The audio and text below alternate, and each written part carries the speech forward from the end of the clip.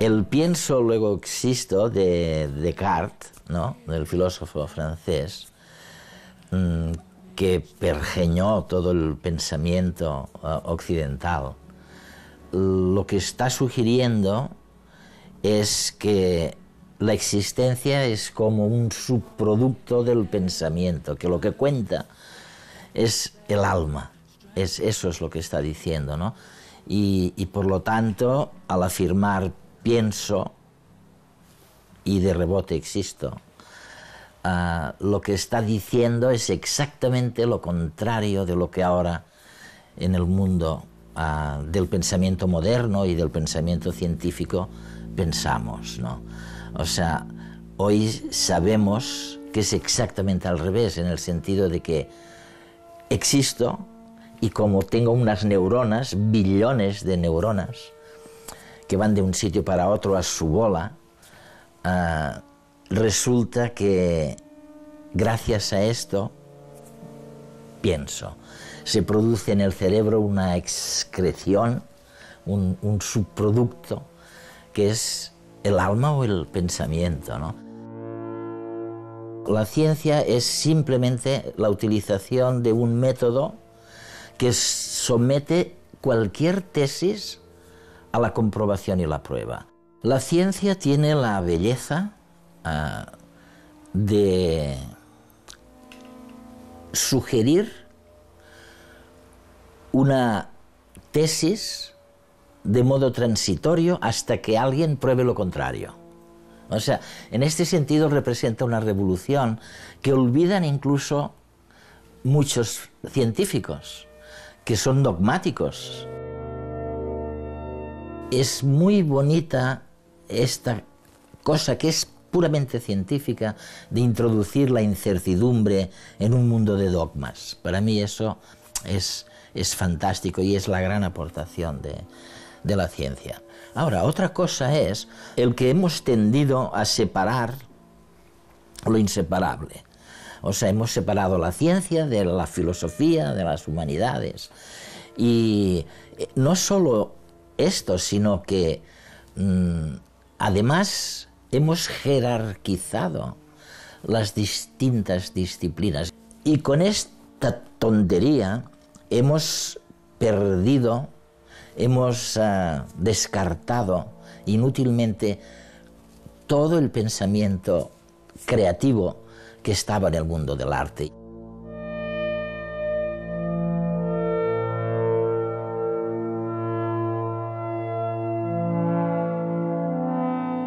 El gen egoísta de Dawkins ha sido un libro de ensayo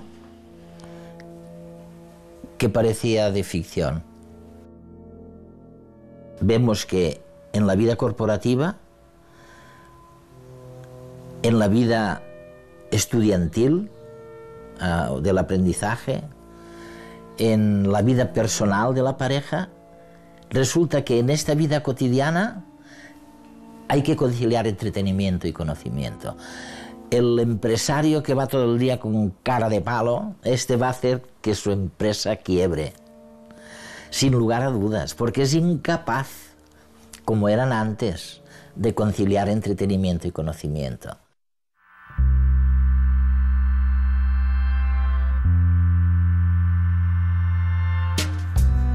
La ciencia y los científicos necesitan de manera imprescindible a personajes, autores como Eduardo Punset, porque muchos de ellos, muchos de nuestros grandes científicos, por su trabajo, por su característica del ritmo incluso de trabajo, ni tienen tiempo ni tienen las habilidades que tiene un escritor como Eduardo Punset para hacer este esfuerzo de comunicación. Además, en el mundo académico se da otro factor, y es que muchos de los escritores académicos tienden inevitablemente, eso es comprensible, a mirar en primer lugar a su entorno académico. Dado les cuesta mucho a muchos de ellos trascender ese ámbito y ser capaces de llegar a grandes públicos. Tienen que hacer un esfuerzo suplementario, olvidarse de ese reducto propio suyo y pensar más en grandes masas y además traducirlo en un texto leíble, adecuado. Esto hay poca gente que lo sepa hacer. Eduardo Punset es el que lo sabe hacer y lo hace muy bien. Por lo tanto, es una enorme ayuda para lo que él llama sus amigos científicos, que ciertamente son muchos, muchos, muchos, son centenares en todo el mundo.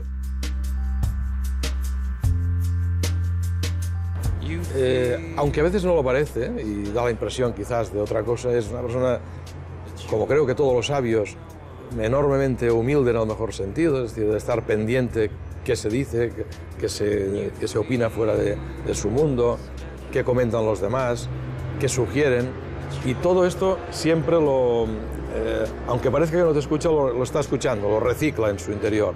Y cualquier día hablas de nuevo con él y aquello que has comentado en otro momento sale a la luz, se le refleja en su trabajo y dices, mira, ya captó exactamente la sugerencia. Se la hace suya, que eso es lo bueno, la reelabora, y lo que tú has planteado a veces como una cuestión marginal, menor, no sabes muy bien cómo, que esa es su magia, lo convierte en una idea brillante, en un proyecto sorprendente incluso, y en algo que le da un valor añadido que solo es capaz de hacerlo un gran autor, un gran escritor, un gran pensador como es Eduard Punset.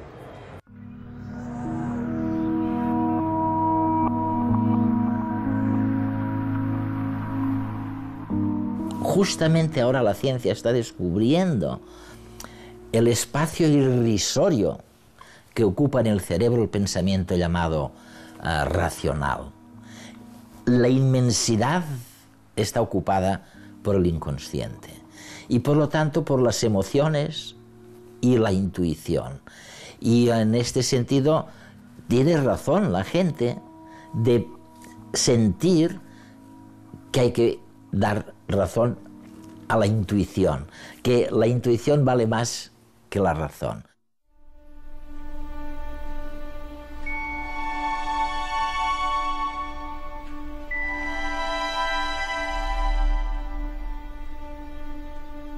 Mi conocimiento fue con los animales, primero. Vivíamos en un pueblo que está pintado allí, que se llama Vilella Baixa, en el Priorato, y mucho antes que con las personas con quien hablé, era con las lechuzas, con las ranas en el río, con las golondrinas en los hilos de los postes eléctricos, con las perdices que amaestraba, con los gorriones que llegué a conservar en casa, en una habitación, y lo aprendí prácticamente todo de ellos. Desde luego el lenguaje. Tengo amigos raros que me quieren oír cómo hablaba con las perdices y no me importa hacerlo, ¿no? Pues hacíamos eso para llamar su atención e iniciar el diálogo con ellas. Porque esto es cómo se comunican las perdices unas a otras. Y luego me acuerdo sobre todo de algo que me ha servido de mucho en la vida también, y es de un viejecito que se llamaba el Yayu Munget, el Yayu o el abuelo Munget, que estaba siempre sentado en una silla al lado del río Gran, que llaman allí, y debía tener pues 70 años o así. Y yo siempre que volvía al pueblo, después de un viaje por el extranjero, siempre me preguntaba, vamos, no es que me lo preguntaba, es que estaba seguro que el Yayu Munget sabía más de la vida que yo, que lo que yo había aprendido en mis viajes. O sea que el frecuentar social networks, redes sociales distintas, es cierto que puede ser una fuente de innovación y de conocimiento, pero también lo puede ser mirar las mismas flores, los mismos sapos en el borde del río.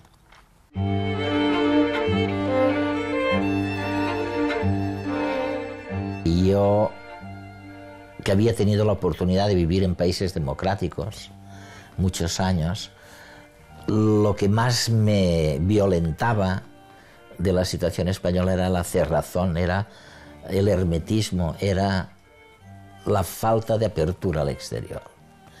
Y yo creo que por eso participé en la transición, porque mi participación política en los años 50 fue anecdótica. Luego me fui 20 años al extranjero y lo que intenté fue trabajar y estudiar, ¿no? Pero siempre me quedó, es una de las poquísimas 3 o 4 ideas con las que llegas a los 74 años. Una de las poquísimas ideas es que esta cerrazón, este hermetismo, es trágico para un país o una cultura. Para España la democracia fue importante, qué duda cabe, después de tantos años de dictadura. Pero para mí, más importante que la democracia fue la apertura al exterior.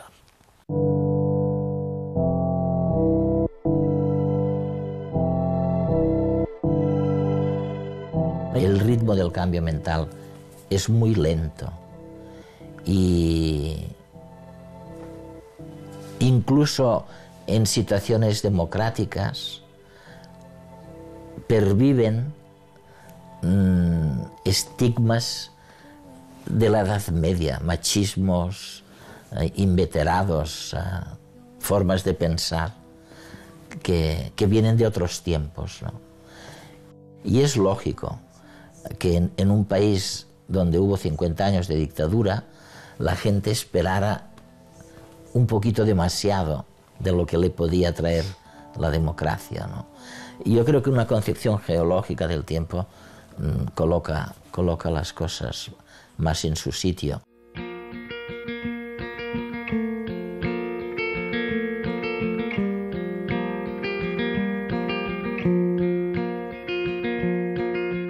De todo lo que hemos heredado del pasado, tal vez lo más pernicioso sea esta incapacidad de adaptarse a una realidad nueva, de cambiar de opinión. Yo a mis amigos empresarios se lo digo constantemente: oiga, en tiempos de crisis como estos, si no cambias de opinión, lo vas a pasar muy mal, ¿no?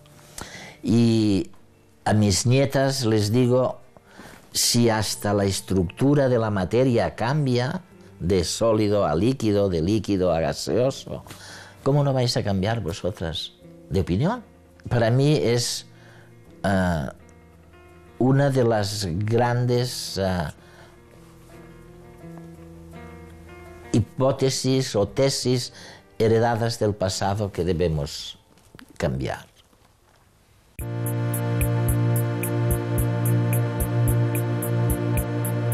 A Punset lo conocí a mediados de los años 90, a consecuencia de un descubrimiento científico que hicimos nosotros, que se llama el efecto túnel del spin, y Punset, como gran interrogador y como persona que se pregunta siempre por lo nuevo, se enteró y automáticamente apareció en la facultad y quiso saber de primera mano qué era eso del efecto túnel.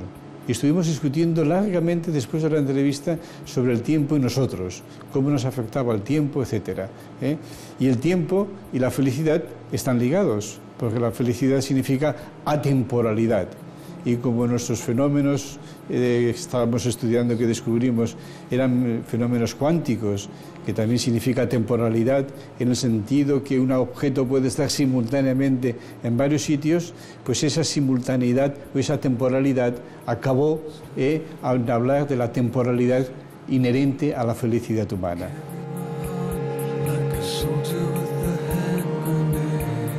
Y uno de los principales puntos de encuentro entre